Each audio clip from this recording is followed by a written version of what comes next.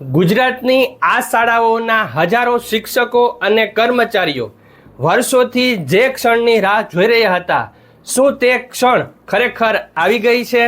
ઓફિસના બંધ રૂમોમાં ચાલી રહેલી લાંબી ચર્ચાઓ બાદ ગાંધીનગર વિદ્યા સમીક્ષા કેન્દ્રમાંથી એક એવો સત્તાવાર પત્ર બહાર આવ્યો છે જે તમારું ભવિષ્ય બદલી શકે છે. આજે આપણે એવા લાઈવ પુરાવા જોવાના છીએ જે કદાચ અત્યાર સુધી તમારી સામે નથી આવ્યા. જો તમે CPF યોજનામાં છો તો આગામી મિનિટ તમારા માટે ખૂબ જ મહત્વની છે. હા મિત્રો, હું વાત કરી રહ્યો છું ગુજરાતના ગ્રાન્ટેડ માધ્યમિક અને ઉચ્ચતર માધ્યમિક શાળાના હજારો શિક્ષકો અને કર્મચારીઓની. આ જુઓ ઓફિશિયલ લેટર જે નિયામક શાળાઓની કચેરી દ્વારા શિક્ષણ વિભાગના સેક્શન અધિકારીશ્રીને મોકલવામાં આવ્યો છે. વિષય શું છે? ગ્રાન્ટેડ માધ્યમિક અને ઉચ્ચતર માધ્યમિક શાળાના CPF યોજના હેઠળના કર્મચારીઓને 300 રજાનું રોકડમાં રૂપાંતર કરવા બાબત. એટલે કે તમારી વર્ષોની મહેનત અને જમા થયેલી રજાઓનું હવે તમને મોટું આર્થિક વળતર મળવાના સંકેત છે.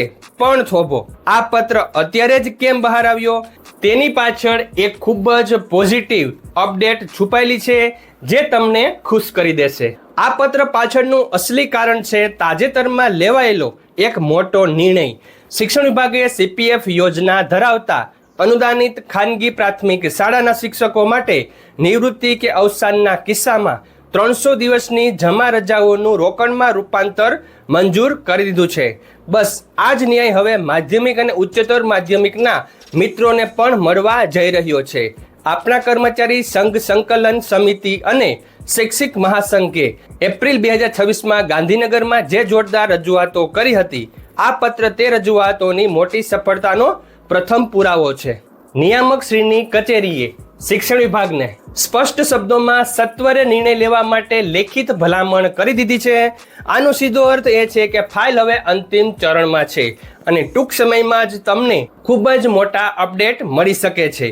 આ કોઈ ડરાવવાની વાત નથી, પણ એક હકારાત્મક આશા છે કે દરેક કર્મચારીને તેમનો હક જરૂર મળશે. તમને શું લાગે છે કે આ નિર્ણય કેટલો જલ્દી આવશે? તમારા વિચારો, તમારા અભિપ્રાય કમેન્ટ બોક્સમાં જરૂર જણાવજો અને આ વિડીયો ગુજરાતના તમામ માધ્યમિક અને ઉચ્ચતર માધ્યમિક શાળાના શિક્ષકો સુધી જરૂર પહોંચાડજો. Thank you very much. જય શ્રી કૃષ્ણ.